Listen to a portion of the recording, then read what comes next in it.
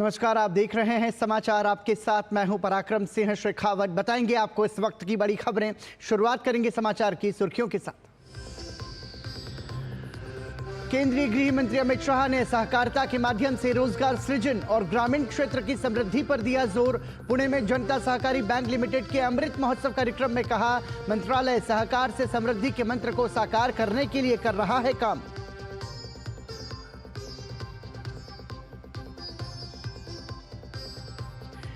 उपराष्ट्रपति जगदीप धनखड़ ने छत्रपति संभाजीनगर में डॉक्टर बाबा साहेब अंबेडकर मराठवाड़ा विश्वविद्यालय के दीक्षांत समारोह को किया संबोधित। कहा, शिक्षा से ही समाज में सकारात्मक परिवर्तन संभव। युवाओं से राष्ट्र निर्माण में भूमिका निभाने का किया आह्वान।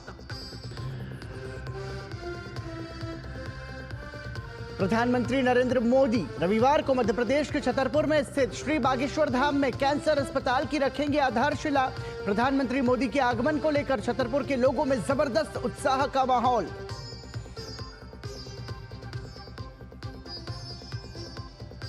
चंडीगढ़ में केंद्र सरकार और किसान संगठनों के बीच आज छठी वार्ता। कृषि मंत्री शिवराज सिंह चौहान और प्रहलाद जोशी होंगे शामिल। कृषि मंत्री ने कहा, मोदी सरकार किसानों के विकास के लिए प्रतिबद्ध। और प्रयागराज में चल रहे महाकुंभ में पवित्र स्नान करने वाले श्रद्धालुओं का आंकड़ा 60 करोड़ के पार। 26 फरवरी को महाशिवरात्रि में पवित्र स्नान के पहले भारी भीड़ के कुशल प्रबंधन के लिए तैयारियां तेज।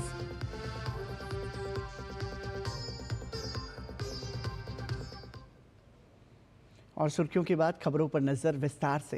प्रधानमंत्री नरेंद्र मोदी रविवार को मध्य प्रदेश के छतरपुर में स्थित श्री बागेश्वर धाम में कैंसर अस्पताल की आधारशिला रखेंगे। 100 बिस्तरों वाले इस अत्याधुनिक अस्पताल से मध्य प्रदेश और उत्तर प्रदेश में फैले बुंदेलखंड के जिलों को बेहद लाभ होगा। स्थानीय लोग जन स्वास्थ्य से जुड़े इस उपकार और इस उपहार को लेकर बेहद उत्साहित हैं।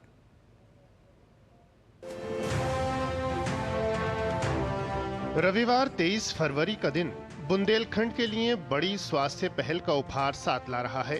प्रधानमंत्री नरेंद्र मोदी मध्य प्रदेश के छतरपुर में स्थित श्री बागेश्वर धाम में कैंसर अस्पताल एवं अनुसंधान केंद्र की आधारशिला रखेंगे। 100 बिस्तरों वाला ये अत्याधुनिक अस्पताल मध्य प्रदेश और उत्तर प्रदेश के कई जिलों के लोगों के लिए बेहद लाभकारी होगा।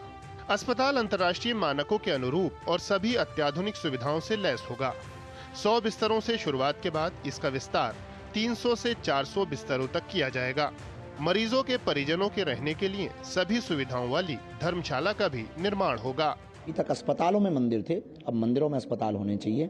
और बागेश्वर बालाजी के मठ से एक नूतन नवाचार हो रहा और पूरे विश्व के सबसे लोकप्रिय नेता यशस्वी माननीय प्रधानमंत्री जी 23 फरवरी को बालाजी का पूजन करके, दर्शन करके और शिलान्यास करेंगे तो निश्चित रूप से पूरे विश्व में एक नवाचार परंपरा का प्रारंभ होगा, एक नव युग का प्रारंभ होगा। अब बागेश्वर धाम से भोजन भी मिलेगा, जीवन भी मिलेगा और भजन भी मिलेगा। निजी अस्पतालों में कैंसर के उपचार का भारी खर्च वहन करने में असमर्थ क्षेत्र के लोगों के लिए इस अस्पताल का शिलान्यास किसी वरदान से कम नहीं है। स्थानीय लोगों को विश्वास है कि इस अस्पताल के बन जाने के बाद कैंसर पीड़ितों के जीवन में उम्मीद का नया उजाला आएगा। सबसे पिछड़ा हुआ क्षेत्र है जो केंद्र बिंदु बुंदेलखंड का, और इसमें इतनी बड़ी सौगात मिल रही कैंसर अस्पताल की, ये बहुत बड़ा हर्ष का विषय है। पूरे क्षेत्र में खुशी का माहौल है। बागेश्वर धाम में मोदी जी आ रहे हैं और कैंसर अस्पताल का शिलान्यास हो रहा है, जिससे बुंदेलखंड के लिए बहुत बड़ी सौगात है। कैंसर अस्पताल इतनी बड़ी सौगात है कि जिसकी कोई सीमा नहीं है। इसमें क्षेत्र को बहुत ज्यादा उत्साह एवं खुशी है और इसका लाभ भी मिलेगा। माननीय महाराज जी और माननीय मोदी जी का बहुत बहुत धन्यवाद। पहले ये भागने आई तो सर बहुत दूर का अस्पताल है, अब इससे सारा जो गरीब आदमी तत्काल यही नजदीक में पहुंच जाए, बहुत अच्छा लगा हमें। क्षेत्र के लोग उस पल का बेहद उत्साह से इंतजार कर रहे हैं जब प्रधानमंत्री श्री बागेश्वर धाम कैंसर अस्पताल और रिसर्च इंस्टीट्यूट का शिलान्यास करेंगे। श्री बागेश्वर धाम अपनी इस पहल से जनसेवा का संदेश आगे बढ़ा रहा है।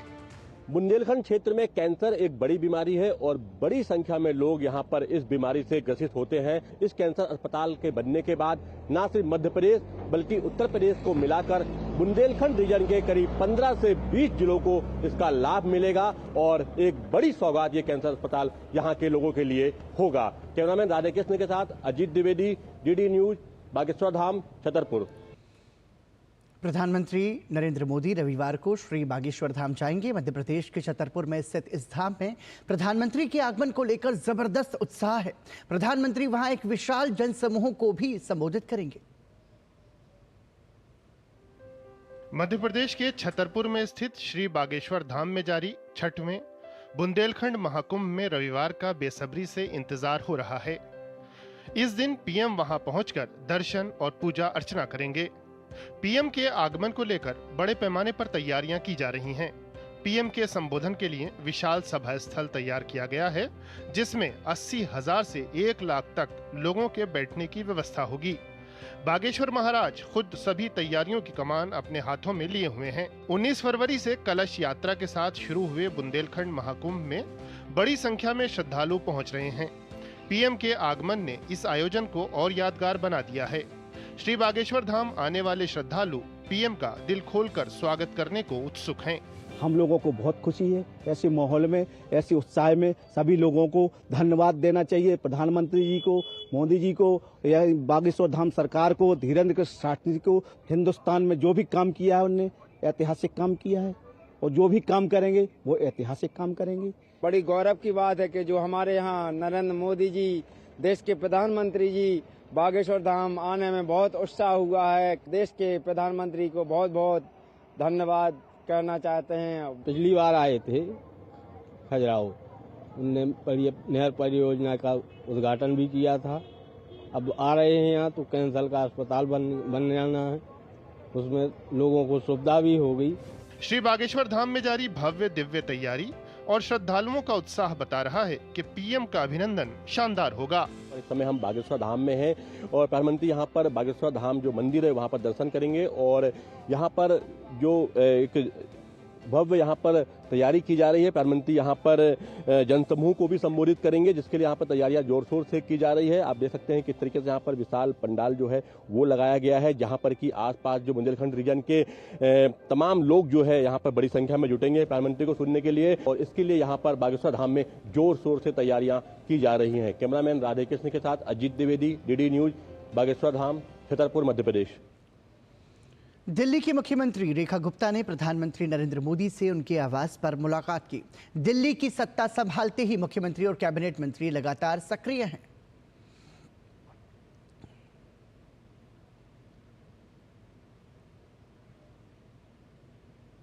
और केंद्रीय गृह और सहकारिता मंत्री अमित शाह पुणे में आयोजित जनता सहकारी बैंक अमृत महोत्सव कार्यक्रम में शामिल हुए। इस अवसर पर अमित शाह ने कहा कि प्रधानमंत्री नरेंद्र मोदी ने राष्ट्र के सामने 2 संकल्प रखे हैं। 2047 तक इस देश को पूरी तरह विकसित राष्ट्र बनाना और 2027 तक इस देश की अर्थव्यवस्था को $5 ट्रिलियन तक पहुंचाना। ये दोनों संकल्प सहकारिता क्षेत्र के विकास से ही संभव है। मित्रों, मोदी जी ने राष्ट्र के सामने 2 संकल्प रखे हैं। 2047 तक इस देश को पूर्णतः विकसित राष्ट्र बनाना और 2027 तक इस देश की इकोनॉमी को $5 ट्रिलियन की इकोनॉमी बनाना। और ये दोनों संकल्प अगर सहकारिता क्षेत्र का विकास नहीं करते हैं तो अधूरे रह जाएंगे। हो सकता है कि $5 ट्रिलियन की इकोनॉमी बन जाए, मगर हर एक व्यक्ति के लिए काम, वो संकल्प पूरा न हो सकता है 47 में हम पूर्ण विकसित राष्ट्र बन जाए, मगर हर परिवार में समृद्धि का संकल्प पूरा न हो, तो ये दोनों संकल्प अधूरे रहते हैं। पंजाब के मंत्री कुलदीप सिंह धालीवाल द्वारा अस्तित्वहीन विभाग वाले खुलासे को लेकर भाजपा हमलावर है। मंत्री कुलदीप सिंह धालीवाल करीब 20 महीने से एक ऐसे विभाग का नेतृत्व कर रहे थे जो केवल कागजों पर है। इसी मुद्दे पर आम आदमी पार्टी को घेरते हुए भाजपा नेता तरुण चुग ने कहा कि आपदा की सरकार को प्रशासनिक सुधार मंत्रालय की जरूरत नहीं है, क्योंकि आपदा पार्टी का मतलब प्रशासनिक विफलता है। आपदा पार्टी बेहोशी से बाहर तो आई। भगवंत मान की सरकार को अपना मंत्रालय ढूंढने में 3 साल लगे। वैसे भी आपदा पार्टी को एडमिनिस्ट्रेटिव रिफॉर्म्स के मंत्रालय की जरूरत नहीं है। क्योंकि आपदा पार्टी का मतलब है एडमिनिस्ट्रेटिव फेलियर्स। आज पंजाब के अंदर माफिया राज दनदना रहा है। जनता में आम आदमी पार्टी का अक्स खत्म हो चुका है। पंजाब की जनता मन बना चुकी है कि अब आपदा पार्टी से मुक्ति चाहिए और आपदा का काउंटडाउन चालू हो चुका है। केंद्रीय शिक्षा मंत्री धर्मेंद्र प्रधान दिल्ली विश्वविद्यालय के 101वें वार्षिक दीक्षांत समारोह में शामिल हुए। इस दौरान उन्होंने छात्रों को उपाधियां और गोल्ड मेडल प्रदान किए। उन्होंने विकसित भारत के निर्माण में युवाओं से योगदान देने की अपील की। दिल्ली विश्वविद्यालय का 101वां वार्षिक दीक्षांत समारोह केंद्रीय शिक्षा मंत्री धर्मेंद्र प्रधान पहुंचे और 2023-2024 अकादमिक वर्ष के उत्तीर्ण विद्यार्थियों को डिजिटल रूप से उपाधियां प्रदान की। विश्वविद्यालय की पुस्तिका का विमोचन किया। President gold medal, silver medal, कुलपति गोल्ड मेडल और अन्य मेडल विद्यार्थियों को प्रदान किए। समारोह को संबोधित करते हुए केंद्रीय शिक्षा मंत्री ने कहा कि 75 देशों के विद्यार्थी दिल्ली विश्वविद्यालय में पढ़ते हैं। आने वाले समय में दिल्ली को ज्ञान केंद्र बनाना है। उन्होंने कहा कि भारत की 60% आबादी युवाओं की है। युवाओं को 2047 तक विकसित भारत के प्रधानमंत्री के संकल्प को पूरा करने के लिए आगे आना चाहिए। भारत की नई पीढ़ी के सामने, भारत की नौजवानों के सामने हमें प्रधानमंत्री जी की जो आह्वान है, हमें अपना कर्तव्य निभाना है। भारत को 2047 तक विकसित भारत में परिवर्तित करना है। हमें तब ये संभव हो पाएगा अगर दिल्ली विश्वविद्यालय के नेतृत्व में हम देश में राष्ट्रीय शिक्षा नीति को लागू कर पाएंगे। विश्वविद्यालय की कल्चर, विश्वविद्यालय की ये कॉम्पिटेंसी, ये लर्निंग आउटकम हमें अपनी जिंदगी में एक सफल पुरुषार्थ के स्तर तक ले जाएं। कुल 194 विद्यार्थियों को गोल्ड मेडल और पुरस्कार बांटे गए। 623 विद्यार्थियों को पीएचडी की उपाधि प्रदान की गई।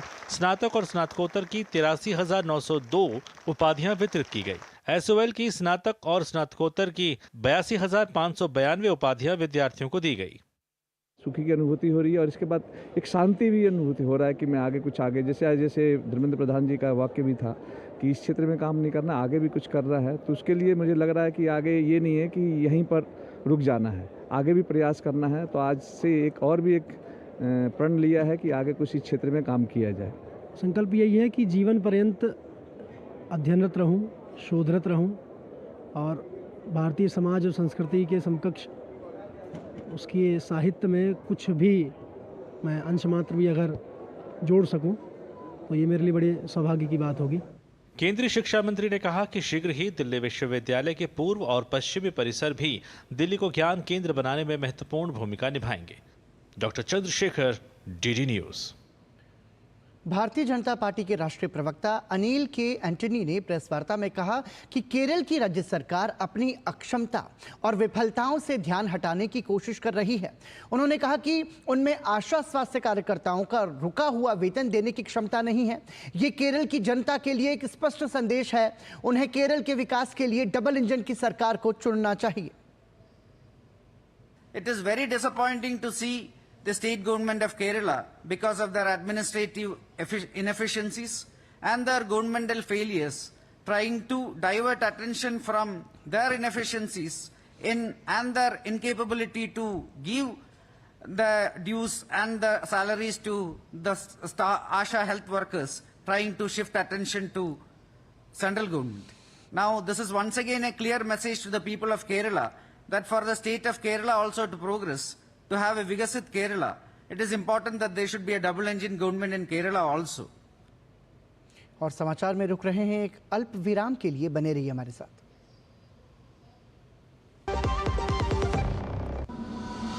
अगर आप एक ऐसी धरती की तलाश में हैं जहां अनंत संभावनाएं और अपार अवसर एक साथ मिलते हों, जहां एशिया का सबसे लंबा high speed automotive testing track हो और दुनिया के प्रमुख वाहन निर्माता स्थित हों, जहां भारत की 27% ऑर्गेनिक फसलें 11 यूनिक एग्रो क्लाइमेटिक जोन्स में उगाई जाती हैं, जहां 300 से अधिक फार्मा कंपनियां दुनिया के 160 देशों में दवाइयों का निर्यात कर रही हों, जहां कॉटन, सिल्क और डिफेंस मैन्युफैक्चरिंग नई इंडस्ट्रीज के साथ विकसित हो रही हों, जहां 1 लाख एकड़ से अधिक का इंडस्ट्रियल लैंड बैंक और प्राकृतिक संसाधनों की भरपूर उपलब्धता हो।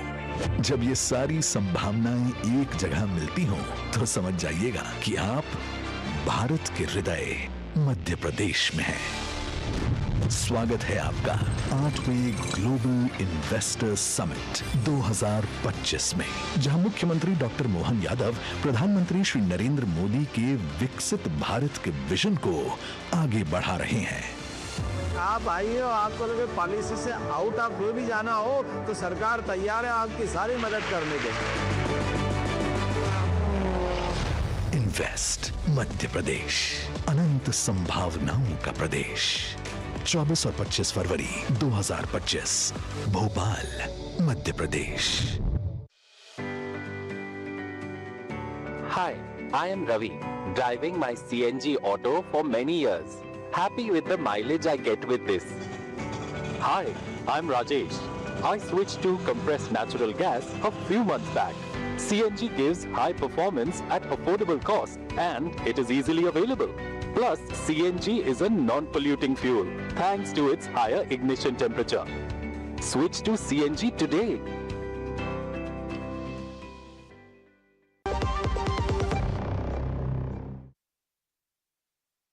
प्रमुच्यते धर्मार्थ कामा कलनैकवेणी श्रीमत्प्रयागे जयति त्रिवेणी। बिना वेदम, बिना गीताम, बिना रामायणीं कथाम, बिना कविम कालिदासम भारतम भारतम नहीं।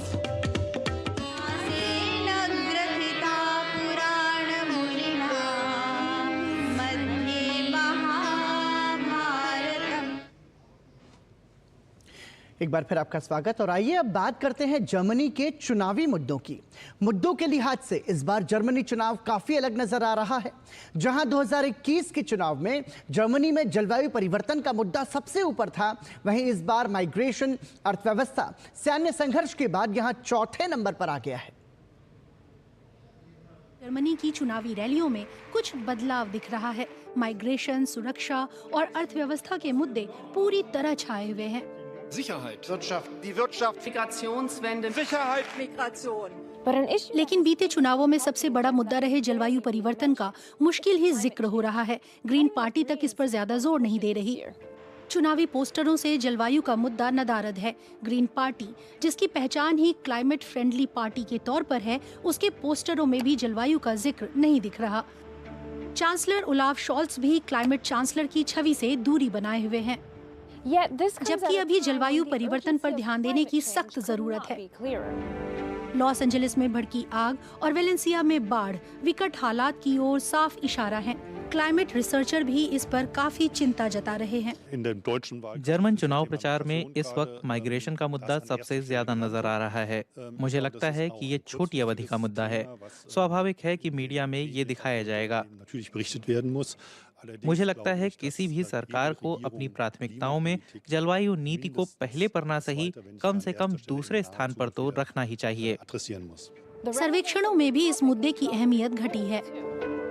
सितंबर 2021 में पिछले संसदीय चुनावों से ठीक पहले पर्यावरण मतदाताओं के लिए सबसे बड़ा मुद्दा था, लेकिन जनवरी 2025 में ये मुद्दा माइग्रेशन, अर्थव्यवस्था और सैन्य संघर्ष के बाद चौथे स्थान पर पहुंच गया है। क्लाइमेट एक्टिविस्ट भी इन हालात को लेकर चिंतित हैं, इतने ज्यादा कि चुनावों से ऐन पहले फ्राइडे फॉर फ्यूचर ग्रुप प्रदर्शन आयोजित कर रहा है। दुर्भाग्य से हम ऐसे वक्त में जी रहे हैं जब बहुत से संकट सामने हैं। बावजूद इसके जलवायु संकट अब भी अस्तित्व पर सबसे बड़े खतरों में है और इसे वरीयता में नीचे नहीं खिसकाया जा सकता। मुझे लगता है कि राजनेता इस बारे में बात करने से डर रहे हैं, क्योंकि हालिया वर्षों में ये धारणा रही है कि जलवायु का मुद्दा तनाव भरा है और इसीलिए उन्हें वोट खोने का डर है। भले ही क्लाइमेट चेंज का मुद्दा प्राथमिकताओं में नीचे खिसक गया हो, भले ही वोटरों के लिए उतना प्रासंगिक न हो, लेकिन ये सर्वेक्षण बताता है कि 53% जर्मन चाहते हैं कि सरकार जलवायु के लिए ज्यादा काम करे। 70% से ज्यादा लोग गैस और कोयले से ज्यादा अक्षय ऊर्जा स्रोतों को तरजीह देते हैं।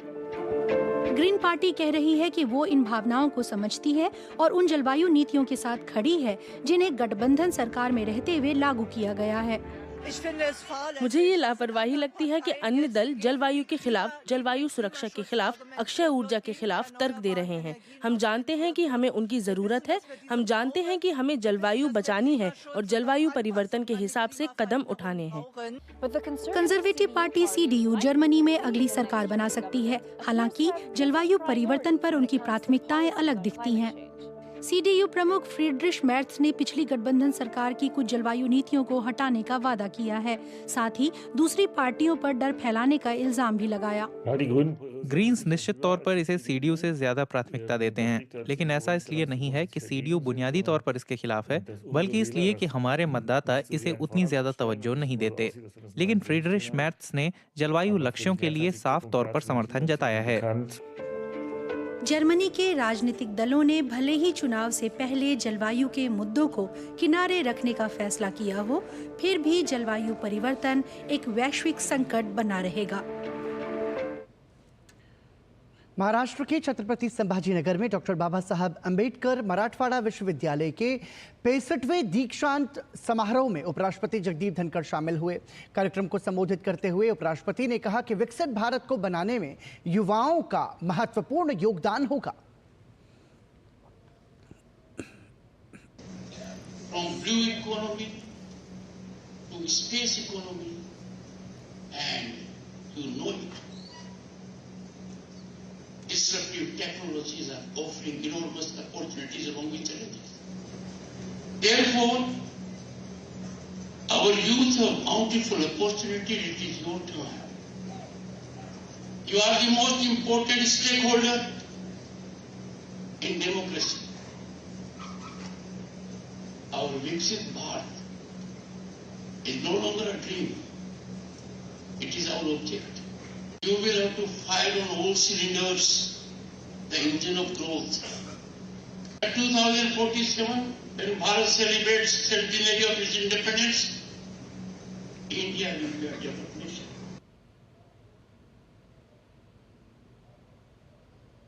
और आइए बात करते हैं दिव्य और भव्य महाकुंभ की।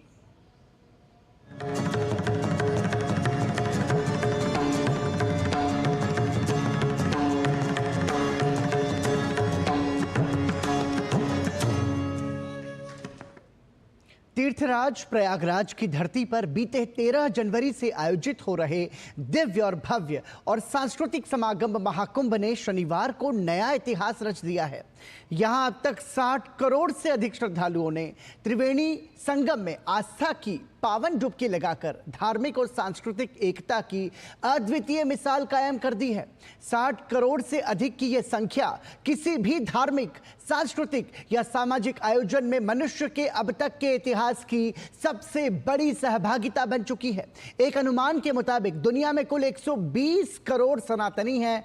इस लिहाज से महाकुंभ में दुनिया के आधे से अधिक सनातनी त्रिवेणी संगम में पावन डुबकी लगाकर पुण्य फल प्राप्त कर चुके हैं। 26 फरवरी को शिवरात्रि के अंतिम स्नान पर्व तक यह संख्या 65 करोड़ से भी ऊपर पहुंचने की संभावना है। उत्तर प्रदेश के मुख्यमंत्री योगी आदित्यनाथ ने एक जनसभा में महाकुंभ को लेकर नकारात्मकता फैलाने को लेकर विपक्षी दलों के नेताओं पर निशाना साधा। उन्होंने कहा कि उत्तर प्रदेश की क्षमता क्या है, इसका आकलन करना हो तो प्रयागराज में लगा महाकुंभ ही पर्याप्त है। प्रयागराज में पवित्र संगम पर आकर 60 करोड़ से ज्यादा श्रद्धालुओं ने आस्था की डुबकी लगाई है। ये उत्तर प्रदेश के सामर्थ्य को देश और दुनिया के सामने रखता है। उत्तर प्रदेश की पोटेंशियल क्या है, इसकी क्षमता क्या है, इसका आकलन करना हो तो प्रयागराज महाकुंभ ही पर्याप्त है ये समझने के लिए। आपने देखा होगा 13 जनवरी से 22 फरवरी के बीच अकेले प्रयागराज में मां गंगा, मां यमुना और मां सरस्वती की त्रिवेणी में 60 करोड़ से अधिक श्रद्धालुओं ने आकर के आस्था की पावन डुबकी लगाई है। यह उत्तर प्रदेश के सामर्थ्य को देश और दुनिया के सामने रखता है। देश और दुनिया से करोड़ों श्रद्धालुओं के महाकुंभ में पहुंचने का सिलसिला लगातार जारी है। शनिवार को केंद्रीय मंत्री और भाजपा के राष्ट्रीय अध्यक्ष जेपी नड्डा और उत्तर प्रदेश के मुख्यमंत्री योगी आदित्यनाथ भी प्रयागराज पहुंचे। दोनों ने प्रयागराज में पवित्र त्रिवेणी संगम में आस्था की डुबकी लगाई।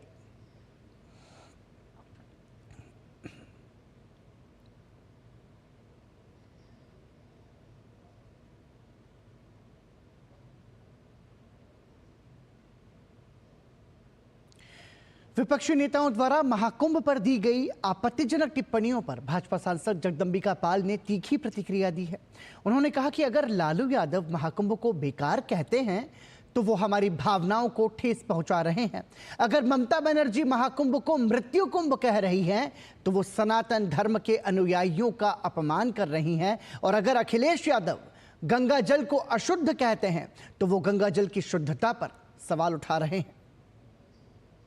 अगर इन लोगों ने फैशन बना लिया है, जितने आज ये विपक्ष में हैं, इंडी गठबंधन में घमंडिया गठबंधन जो है वो केवल होड़ लगी हुई है। लालू यादव का कुंभ क्या है तो फालतू है। अगर एक हिंदू कहे कुंभ फालतू, 60 करोड़ लोग अब तक कुंभ में स्नान कर चुके। लालू यादव का ये फालतू कि हमारी आस्था को ठेस पहुंचा। अगर मृत्यु कुंभ कह रही तो ये ममता सनातनियों को ऊपर कुठाराघात कर रही, अपमान कर रही। प्रयागराज में चल रहे महाकुंभ में 60 करोड़ से अधिक लोग आस्था की डुबकी लगा चुके हैं। इसी क्रम में शनिवार को उत्तर प्रदेश सरकार के मंत्री सूर्य प्रताप शाही भी महाकुंभ पहुंचे। उन्होंने कहा कि महाकुंभ ने देश की सामाजिक समरसता और देश की एकता और अखंडता को मजबूत करने का काम किया है।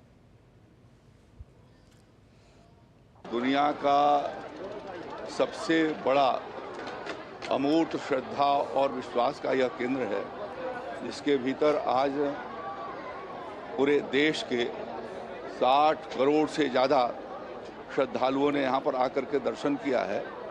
भारत के कोने कोने से आए, विदेशों से आए। ये हमारी जो सनातन की ताकत है, आज उस ताकत की पहचान हुई है। और सामाजिक समरसता, देश की एकता और अखंडता, ये उस सबको इस महाकुंभ ने मजबूत किया है। तमिलनाडु के राज्यपाल आर एन रवि ने शनिवार को महाकुंभ 2025 में पुण्य संगम में स्नान किया। इस मौके पर उन्होंने कहा कि यह दिव्य और भव्य महाकुंभ सनातन संस्कृति की जीवंत अभिव्यक्ति है, जो भारत की अखंडता, आध्यात्मिकता और सांस्कृतिक गौरव को दर्शाता है। और वहीं महाकुंभ में देश विदेश से श्रद्धालुओं के आने का सिलसिला जारी है। शनिवार को केरल के राज्यपाल राजेंद्र विश्वनाथ अर्लेकर ने भी पवित्र त्रिवेणी संगम में स्नान किया। उन्होंने कहा कि महाकुंभ आकर एक अलग अनुभूति हुई है और ये एक अलग अनुभव है।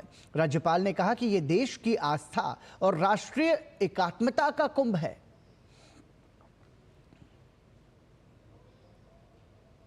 की पुरातन परंपरा जो है, इसको यहाँ फिर एक बार हमने उजागर करके दिखाई है और इसके लिए अपने यहाँ के मुख्यमंत्री आदरणीय योगी जी को मैं बहुत बहुत धन्यवाद देना चाहता हूँ। विषय ऐसा है कि ये आस्था का तो कुंभ है ही, लेकिन हमारे देश की राष्ट्रीय एकात्मता का एक नए तरीके से एक कुंभ है।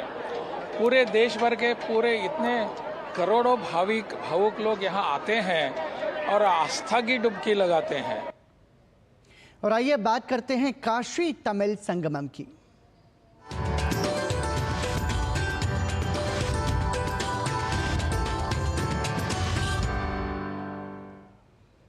धर्मनगरी वाराणसी के नमो घाट पर काशी तमिल संगमम का आयोजन चल रहा है, जहां काशी और तमिल लोगों की संस्कृतियों की झलक देखने को मिल रही है। नमो घाट पर काशी और तमिलनाडु से जुड़ी कई चित्र प्रदर्शनियां और अन्य उत्पादों के स्टॉल्स भी लगाए गए हैं। इसी कड़ी में सूचना प्रसारण मंत्रालय के केंद्रीय संचार ब्यूरो ने एक चित्र प्रदर्शनी लगाई है, जिसमें तमिलनाडु के लेखकों, वैज्ञानिकों और अन्य महापुरुषों की चित्रों के माध्यम से जानकारी दी जा रही है। देखिए डीडी न्यूज संवाददाता हरिकेश सिंह गौतम की एक खास रिपोर्ट।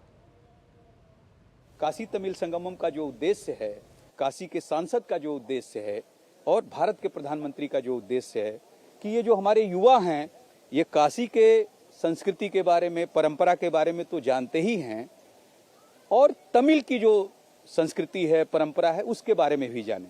तो ये चित्र प्रदर्शनी कितनी सार्थक साबित हो रही है इस पर हम बात करेंगे। जो ये बसंत कन्या महाविद्यालय की छात्राएं आई हैं, इन्होंने देखा इस चित्र प्रदर्शनी को। हम लोगों ने काशी वडक्कम जो ये प्रदर्शनी चित्र प्रदर्शनी लगाई गई है, इसके माध्यम से जो तमिल संस्कृति को उसको बहुत जाना। कुछ ऐसे ऋषि थे, जैसे ऋषि अगस्त हैं, तो वो उनका संबंध काशी से भी था, तो हम लोगों ने कभी उन्हें काशी में समझा था, जाना था, पर यहाँ आने के बाद हमने उन्हें तमिल संस्कृति के हिसाब से जाना।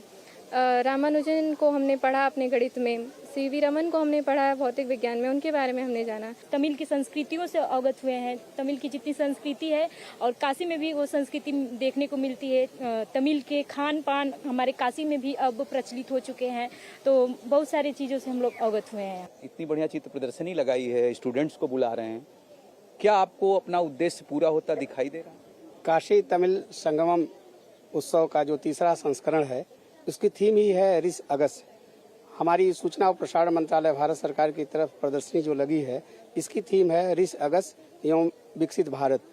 माननीय प्रधानमंत्री जी के 10 वर्षों की उपलब्धियां जो हैं उसे यहाँ दर्शाया गया है चित्रों के माध्यम से। विभिन्न लोक कल्याणकारी योजनाओं के बारे में जानकारी दी गई है, जो नीतियां हैं, कार्यक्रम है, उसकी जानकारी दी गई है। ऋष अगस्त के बारे में जानकारी दी गई है और तमिलनाडु के जो कवि हैं, लेखक हैं, शिक्षाविद हैं, सामाजिक सुधारक हैं, वैज्ञानिक हैं, उनके बारे में भी चित्र लगाए गए। उद्देश्य दिख रहा है फलीभूत होता हुआ सूचना प्रसारण मंत्रालय का। कैमरा पर्सन सुनील कुमार के साथ doctor हिकेश Bahadur Singh Gautam, DD news, Namo Ghat, Varanasi. प्रधानमंत्री नरेंद्र मोदी रविवार को मध्य प्रदेश में श्री बागेश्वर धाम जाएंगे। प्रधानमंत्री वहां बागेश्वर बालाजी मंदिर में दर्शन करेंगे। ये मंदिर श्रद्धालुओं की आस्था का एक बड़ा केंद्र है।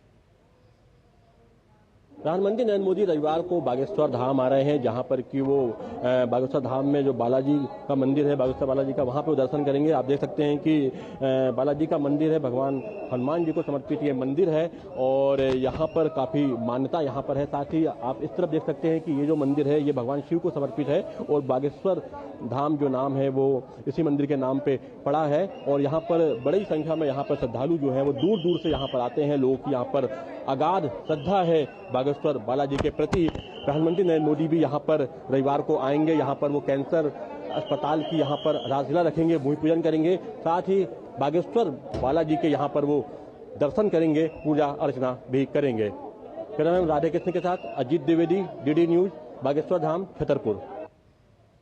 पाकिस्तान में रहने वाले हिंदू अपने पूर्वजों के 480 कलश लेकर हरिद्वार पहुंचे। यहां इन अस्थियों को गंगा में विसर्जित किया गया।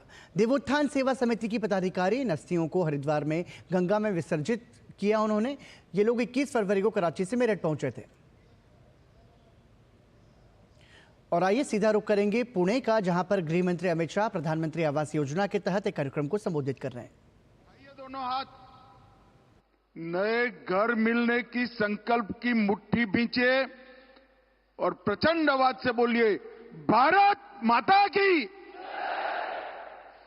आज इस शुभ प्रसंग पर मंच पर उपस्थित महाराष्ट्र के मुख्यमंत्री, मेरे मित्र श्री देवेंद्र फडणवीस जी, उप मुख्यमंत्री महाराष्ट्र श्रीमान एकनाथ शिंदे जी, पुणे के ही जनप्रतिनिधि और उप मुख्यमंत्री श्रीमान अजित पवार जी, मोदी जी की मंत्रिपरिषद में मेरे साथी श्री मुरलीधर महल जी, सभापति विधान परिषद श्री राम शिंदे जी, भारतीय जनता पार्टी के वरिष्ठ नेता और महाराष्ट्र के मंत्री श्री चंद्रकांत दादा पाटिल जी, श्री जय कुमार घोरे जी, श्री योगेश कदम जी, श्रीमती माधुरीताई मिसाल जी, श्रीमती सुजीता सौनिक जी,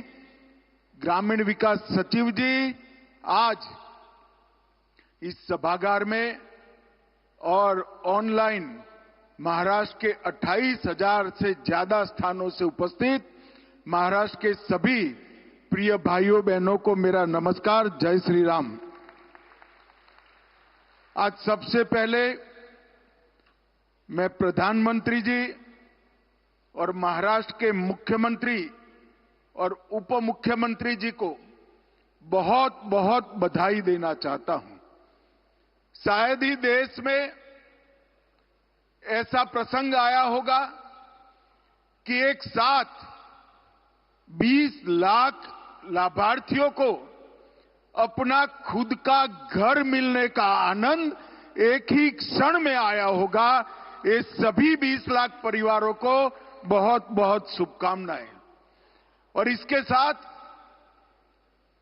सरकारें चलती है, कई बार घोषणाएं होती है और कई साल घोषणा पूरी करने में लगता है, मगर देवेंद्र फडणवीस और उनकी टीम को मैं बहुत बहुत बधाई देना चाहता हूं कि 20 लाख आवास आवंटित किए और 10 लाख लाभार्थियों को उनकी पहली किस्त ही कार्यक्रम समाप्त होने के पहले देने का काम महाराष्ट्र सरकार ने किया है। अभी जब बटन दबाकर किस्त दे रहे थे, देवेंद्र जी ने बताया कि काफी लोगों को, सभी लोगों को किस्त उनके अकाउंट में ट्रांसफर हो गई है। मुझे राहुल गांधी जी याद आ गए। जब मोदी जी आप सबको जनधन अकाउंट दे रहे थे, राहुल बाबा कह रहे थे अकाउंट तो दोगे, अकाउंट में ट्रांसफर क्या करोगे? राहुल बाबा, आज ये मोदी जी का चमत्कार देखिए, 10 लाख लोगों को घर की पहली किस्त एक ही क्लिक से ट्रांसफर वही अकाउंट में हो रही है। भाइयों बहनों, 20 लाख लोगों को एक साथ घर देने का कार्यक्रम, जब देवेंद्र जी का फोन आया मेरे रोंगटे खड़े हो गए। 20 लाख लोग जिनके जीवन में एक स्वप्न हो कि मैं खुद के घर में रहूं, वो सभी लोगों का स्वप्न आज केंद्र सरकार और राज्य सरकार मिलकर पूरा हो रहा है। मैं देवरिया उत्तर प्रदेश के एक गांव में था। मुझे बरोबर याद है, एक माई ने जब पहली बार घर मिला, उसने कहा मेरी 7वीं पीढ़ी खुद के घर में रहेगी, ये मेरा जीवन धन्य हो गया। आज 20 लाख लोगों को खुद का घर मिल रहा है, घर के अंदर शौचालय मिल रहा है, ऊपर सोलर पैनल भी मिल रहा है और आपको आने वाले दिनों में गैस का सिलेंडर भी मिल जाएगा। ये सारी चीजें एक साथ पूरी करने का काम नरेंद्र मोदी जी और यहां पर महायुति की सरकार ने किया है। मोदी जी ने 2047 में देश को विकसित राज्य बनाने का लक्ष्य रखा है। विकसित राज्य का मतलब है देश के हर व्यक्ति का विकास होना, हर व्यक्ति के पास घर, घर में बिजली, घर में शौचालय, घर में गैस का सिलेंडर, 5 लाख तक की स्वास्थ्य की सुविधाएं और हर व्यक्ति को 5 किलो महीना अनाज देने का कार्यक्रम, यही विकसित भारत की व्याख्या है। और नरेंद्र मोदी जी ने, महाराष्ट्र की जनता ने उनको तीसरी बार प्रधानमंत्री बनाया। प्रधानमंत्री बनने के पहले ही कैबिनेट में मोदी जी ने प्रधानमंत्री आवास योजना चरण 2 उसका शुरुआत किया और उसमें देश भर में सबसे ज्यादा घर किसी को मिले हैं तो हमारे महाराष्ट्र को मिले हैं। इसका हम सबको आनंद और गौरव होना चाहिए। घर का मतलब सिर्फ 4 दीवारी नहीं है। घर का मतलब विकास के स्वप्नों को सार्थक करना है। अपना घर स्वर्ग समान तो होता ही है, मगर आने वाली पीढ़ी के विकास का प्रथम चरण भी होता है। गरीबों को घर देने के साथ साथ शौचालय देकर उनके सम्मान और स्वाभिमान की रक्षा भी नरेंद्र मोदी जी ने की है। देश में हाउसिंग फॉर ऑल, इसके तहत महिलाएं, पिछड़ा वर्ग, एससी, एसटी, सभी गरीब समाज को खुद का घर देने का कार्यक्रम जो बना उसमें 2029 तक 5 करोड़ घर आवंटित होंगे। उसमें से 3 करोड़ 79 लाख मतलब 3 करोड़ 80 लाख परिवारों को घर देने का कार्यक्रम समाप्त हो गया है। और महाराष्ट्र के अंदर पहले 13.5 लाख 13,50,000 घर दिए थे, अब 19,50,000 घर, और ये सारे घर समयबद्ध तरीके से पूरे हो वो भी देवेंद्र जी ने सुनिश्चित करा है। मोदी जी ने 11 साल के समय में 80 करोड़ लोगों को प्रति व्यक्ति प्रति माह 5 किलो मुफ्त राशन देकर 80 करोड़ गरीबों की खाद्य सुरक्षा सुनिश्चित करी है। 4 करोड़ से ज्यादा लोगों को आवास देकर गृह सुरक्षा सुनिश्चित करी है। 4 करोड़ लोगों को घर में बिजली देकर घर का अंधेरा दूर किया है। 13 करोड़ शौचालय बनाकर घर की माताओं का सम्मान बढ़ाया है। 36 करोड़ आयुष्मान भारत कार्ड देकर उनकी स्वास्थ्य की सुरक्षा सुनिश्चित की है और 1 करोड़ लखपति दीदी बनाकर गरीब माताओं को स्वाभिमान देने का काम नरेंद्र मोदी जी ने किया है। किसी भी देश के प्रधानमंत्री ने एक 10 साल के अंदर 60 करोड़ लोगों को घर, बिजली, गैस, सुरक्षा, अनाज और हेल्थ का इंश्योरेंस देने का काम नहीं किया। और इसके साथ साथ 25 करोड़ लोगों को गरीबी रेखा के ऊपर लाने का काम नरेंद्र मोदी जी ने किया है। मैं देवेंद्र जी को विशेष बधाई देना चाहता हूं।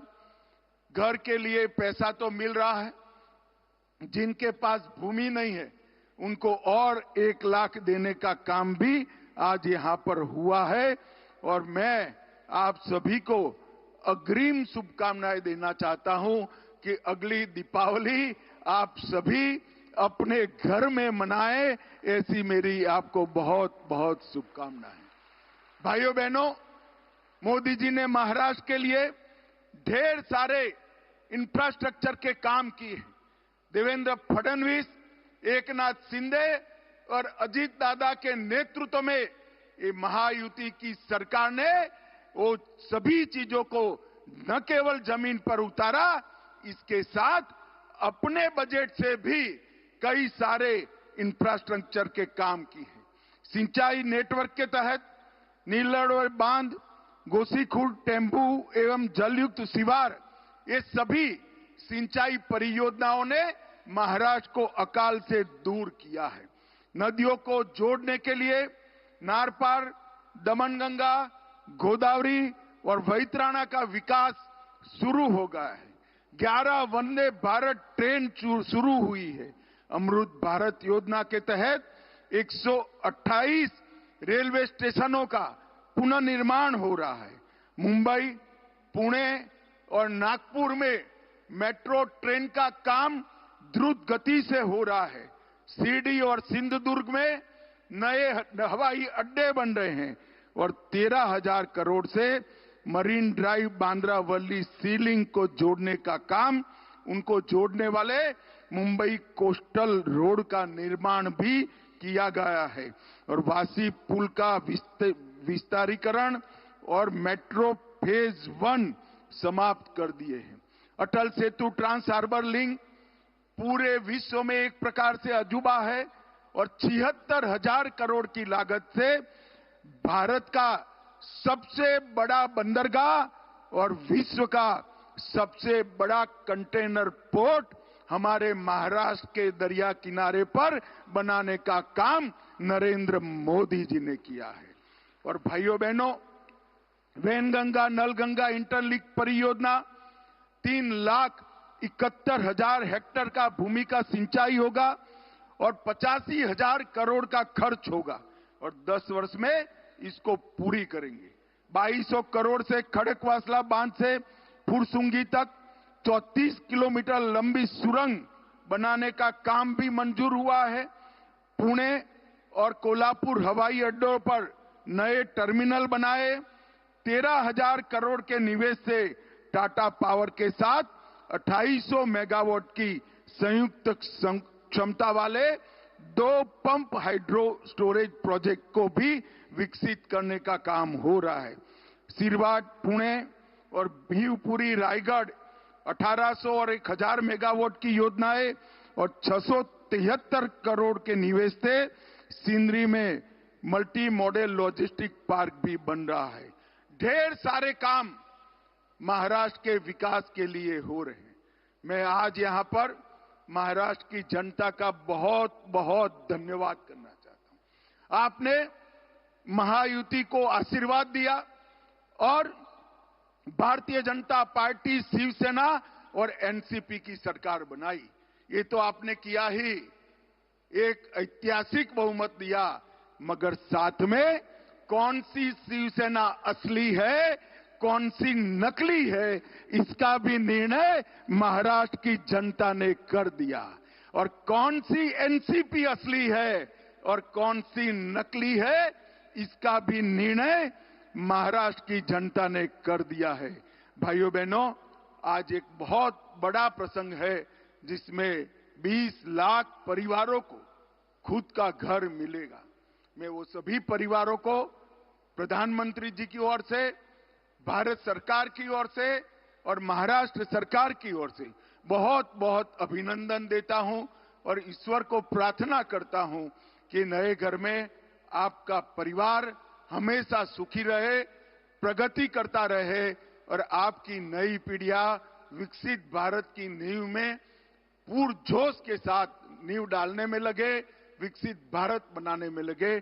आप सभी को फिर से एक बार बहुत बहुत बधाई और हृदय से अभिनंदन। धन्यवाद।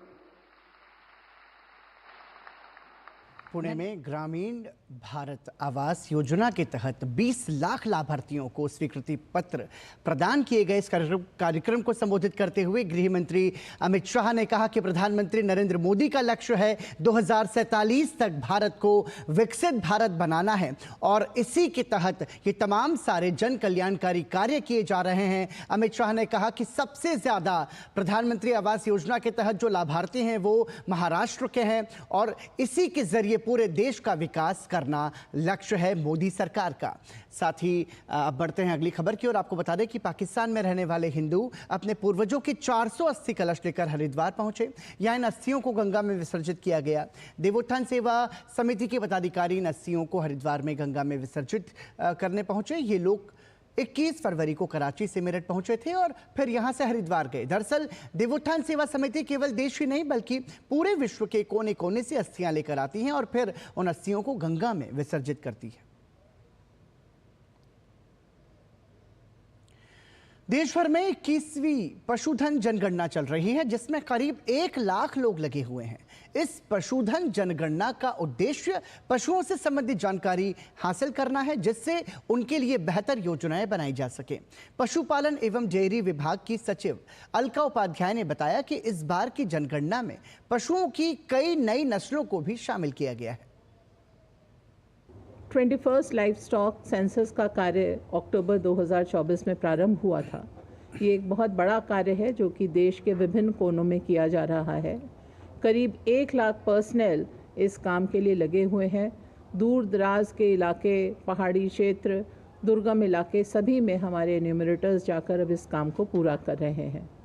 पूरे देश में करीब 7.64 लाख एन्यूमरेटर यूनिट्स हैं। अभी तक 47% में कार्य प्रारंभ हो चुका है और 25% सेंसस यूनिट्स में कार्य पूरा भी हो गया है। मुझे ये बताते हुए खुशी हो रही है कि ये इस बार का जो हमारा सेंसस है इसमें हमने कुछ नए ब्रीड्स भी, स्पीसीज़ भी डाले हैं, जैसे कि डॉग्स को हमने इस बार पहली बार सम्मिलित किया है। स्टार्टअप आज देश की अर्थव्यवस्था को मजबूत करने में महत्वपूर्ण भूमिका निभा रहा है। प्रधानमंत्री की संकल्पना से खुद का व्यापार शुरू करने वाले आज दूसरों को भी नौकरियां दे रहे हैं। यही कारण है कि मध्य प्रदेश की राजधानी भोपाल में 24-25 फरवरी को होने वाली मध्य प्रदेश की ग्लोबल इन्वेस्टर समिट में ग्लोबल और लोकल निवेशकों को ही नहीं बल्कि स्टार्टअप्स और यूनिकॉर्न्स को भी आमंत्रित किया गया है। भोपाल शहर में सॉफ्टवेयर के क्षेत्र में काम कर रहे अर्नव गुप्ता और उनकी स्टार्टअप कंपनी के कर्मचारियों का मानना है कि प्रधानमंत्री की सोच की बदौलत ही वो अब इस समिट में बड़े निवेशकों के साथ मंच साझा करेंगे। मध्य प्रदेश की सरकार ग्लोबल इन्वेस्टर समिट आयोजित कर रही है, जिसका शुभारंभ प्रधानमंत्री नरेंद्र मोदी करने जा रहे हैं और प्रधानमंत्री नरेंद्र मोदी की नीतियों की बदौलत ही राज्यों में निवेश का एक अच्छा माहौल बनना शुरू भी हो गया है। इस ग्लोबल इन्वेस्टर समिट की अगर बात करें तो ग्लोबल ही नहीं बल्कि लोकल इन्वेस्टर्स भी इसमें शामिल हो रहे हैं और साथ साथ स्टार्टअप्स के क्षेत्र में काम करने वाले लोग हों, यूनिकॉर्न हो, वो भी आमंत्रित किए गए हैं। तो ग्लोबल और लोकल निवेशकों के साथ में स्टार्टअप्स के क्षेत्र में काम करने वाले लोगों का ये संगम किस तरीके से होने जा रहा है, हमारे साथ अर्नव गुप्ता जी मौजूद हैं। दुनिया में after US and China India में सबसे ज़्यादा यूनिकॉर्न्स पाए गए हैं। ये इसलिए बिकॉज हमने लास्ट 4 साल से काफ़ी तगड़ी मेहनत करी है स्टार्टअप्स को बिल्ड करने के लिए, बट ये चीज़ सिर्फ लास्ट 4 साल की नहीं, पिछले 10 साल से हो रही है। सरकार एवं सब लोग साथ में मिलकर स्टार्टअप्स को पुश कर रहे हैं, जिससे स्टार्टअप्स को फ़ायदा मिलता है। रहते हुए हम एमपी में रहते हुए हमें भी मध्य प्रदेश सरकार से बहुत मदद मिली और सेंट्रल सरकार से भी बहुत मदद मिली है। सेंट्रल सरकार का एक जो ऑब्जेक्टिव है स्टार्टअप इंडिया में, उसमें स्टार्टअप्स को बहुत हेल्प होती है। हमें इनकम टैक्स रिबेट भी मिलता है, सब्सिडी भी मिलती है, हमें काफ़ी ग्लोबल लेवल की मेंटरशिप मिलती है। We are almost team of 50 people. Like अगर मैं अपनी जर्नी की बात करूँ, ऑर्गेनाइजेशन कैसे प्रॉफिटेबल हम लोग होते जा रहे। सो बेसिकली जब मैंने कंपनी ज्वाइन की थी तब से लेके अब तक we are having more than 3000 companies registered with us. Basically अगर स्टार्टअप के उससे देखें, जैसे कि मतलब बड़े ऑर्गेनाइजेशन में अगर हम जाते हैं तो यहाँ बड़े ऑर्गेनाइजेशंस में ऐसा होता है कि मेनली हम सीईओ और फाउंडर्स से मिलना और उनसे कुछ सीखने में बहुत ज़्यादा टाइम लगता है, उनके पास हम मिल नहीं पाते बिकॉज बहुत ज़्यादा हायरार्कीज़ होती हैं। बट यहाँ पे ऐसा होता है कि हम बहुत जल्दी अपने सीईओ से इवन उनसे कंटिन्यूसली मीटिंग्स होती हैं, उनसे बहुत ज़्यादा नॉलेज गेन करने के लिए रहता है। हमने पिछले कुछ सालों में यहाँ पे देखा है कि काफ़ी न्यू अपॉर्चुनिटीज़ आई हैं एंड क्योंकि भोपाल एक ग्लोबल स्केल पे दिखने लगेगा ऐसे समिट्स के बाद, तो आई थिंक इससे इंफ्रास्ट्रक्चर ग्रो करेगा एंड और अपॉर्चुनिटीज़ आएगी। तो people who are very smart who tend to go outside, जो भोपाल के बाहर जाते हैं अच्छा काम ढूंढने के लिए, वो भोपाल में रहेंगे and it will help in the Bhopal's growth. I think this will help a lot. ये बहुत महत्वपूर्ण बात बोल रहे हैं कि जो युवा भोपाल से बाहर जाते हैं, रोजगार के लिए चले जाते थे, आईटी सेक्टर में काम करने वाले लोग हों या कहीं किसी और सेक्टर में काम करने वाले लोग हों, उनके लिहाज से मध्य प्रदेश एक बेस्ट डेस्टिनेशन अब बन रहा है। आपके लिए भी अपार संभावनाएं हैं, आप भी मध्य प्रदेश आ सकते हैं। कैमरामैन गौरव निरगुडकर के साथ आदित्य श्रीवास्तव, डीडी न्यूज़, भोपाल। दिल्ली सरकार लगातार एक्शन में है। दिल्ली के पीडब्ल्यूडी मंत्री परवेश वर्मा ने बारापुला रोड पर पीडब्ल्यूडी परियोजनाओं का निरीक्षण किया। उन्होंने कहा कि यहां भुगतान और वन विभाग की मंजूरी को लेकर जो भी दिक्कत है उसे जल्द दूर करेंगे, जिसके बाद अगले 12 महीने में रोड चालू हो जाएगा।